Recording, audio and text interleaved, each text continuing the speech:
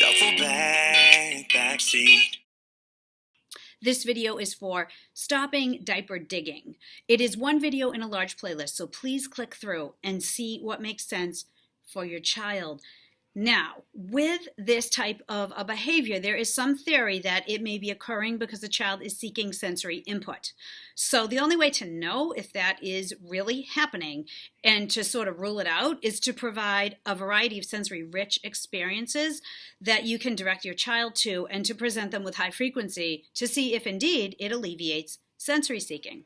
So the idea here is to be very creative and set up a variety of sensory play bins. So setting up a Play-Doh station, a shaving cream type of station. Maybe you want to have little plastic animals in rice or corn. But the idea is that we want to provide the child with sensory play on a regular basis, okay, throughout the day. And if you see your child reaching into the diaper, you want to immediately redirect them to a sensory bin, okay?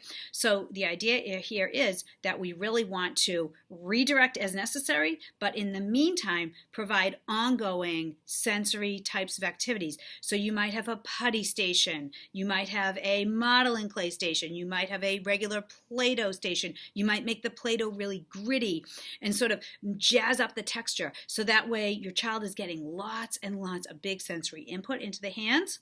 And you want to see if you can get your child to engage for like 15 to 20 minutes. So the idea can be very successful for kids who are doing this for some sensory seeking, okay? So give it a try and see if this helps. It just might. In my mind. You're a drive real slow.